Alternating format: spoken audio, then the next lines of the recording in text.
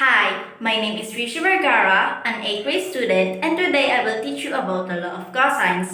In this video, we will learn about the law of cosines, how to use the law of cosines when given two sides and an included angle. But relates the lengths of the sides of a triangle with the cosine of one of its angles. It is also sometimes called the cosine rule or cosine formula. So, as you can see, we have the law of cosines formula.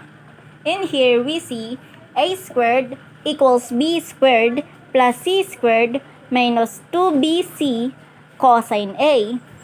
Then, b squared equals c squared plus a squared minus 2ca cosine b.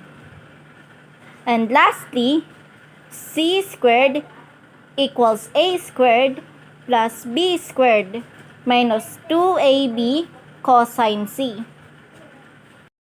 For now, I will teach you about the law of cosines given two sides and an included angle. Example 1. In this triangle, we have angle A equals 49 degrees, side B equals 5, side C equals 7. To solve the triangle, we need to find side A and angle B and also angle C. First, let's use the law of cosine to find side A. So, A squared equals B squared plus C squared minus 2BC cosine A. Also, you will put the value of the sides and angle. So, A squared equals 5 squared plus 7 squared minus 2 times 5 times 7 times cosine 49 degrees. Next, you will do the calculations. So, after that, this will be the answer. A squared equals 25 plus 49 minus 70 times cosine 49 degrees. Then you will do another calculation. So a squared equals 74 minus 70 times 0.6560, and then a squared equals 74 minus 45.924 equals 28.075. Then A equals 28.075. Then you will divide it. So after that, A equals 5.298. Then the correct answer is A equals 5.30. It is two decimal places. Now we use the law of sines to find the smaller of the other two angles. So why the smaller angle? Because the inverse sine function gives answer less than 90 degrees even for angles greater than 90 degrees. By choosing the smaller angle, a triangle won't have two angles greater than 90 degrees. So let's continue on finding angle B. Side B over B equals sine A over A. Sine B over 5 equals sine 49 degrees over 5.298. Then, did you notice that we didn't use A equals 5.30 because that number is rounded to two decimal places? It's more better to use the unrounded number 5.298. Then, continuing.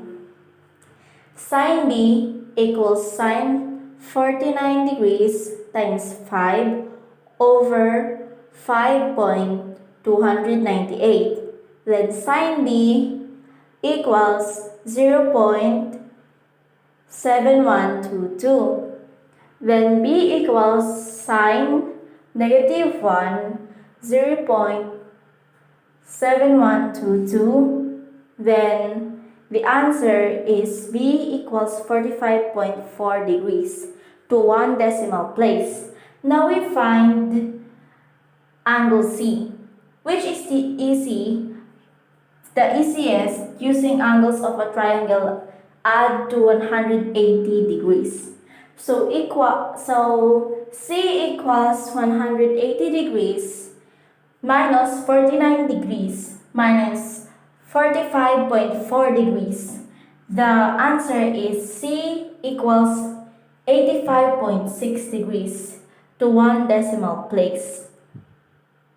Yo guys, I'm Vergara and Ramos, and today I will be discussing law of cosines. So my partner is Rishi Musica Dominic Vergara. She already discussed the law of cosines in finding sides, and me I will discuss law of cosines too, but I will show you how to get the angles. Okay, let's go. So before we start with the word problem, let's actually go to the formulas first. So here are the formulas for the law of cosines for getting the angles. Cosine A equals b squared plus c squared minus a squared divided by 2bc.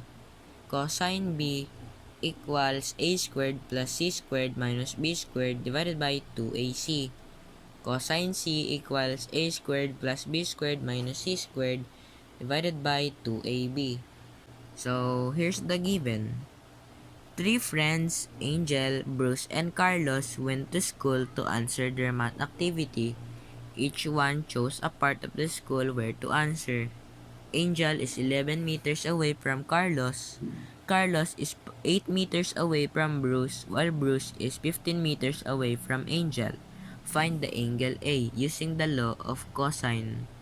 So here's the illustration that I made. So I drew the three characters, Angel, Bruce, and Carlos, and I also made the triangle. Here, the given is called SSS, meaning side, side, side, meaning all the givens shown are all sides. There is no angle given. So here's my solution for this given. So let's start with the formula. We use the formula of 4 cosine A. B squared plus C squared minus A squared divided by 2BC. So, in here, we all have the given, right? The given are already shown. So, we will just replace the small letters by the numbers. So, the B squared, it is 11 squared. The C squared is 15 squared, and the A squared is 8 squared. And then, you will divide it to 2 times 11 times 15. So 11 squared plus 15 squared minus 8 squared is equals to 282 divided by 2 times 11 times 15, which is 330. So 282 divided by 330 is equals to 0.8545. So in your calculator, press shift plus cos plus your previous answer, 0.8545.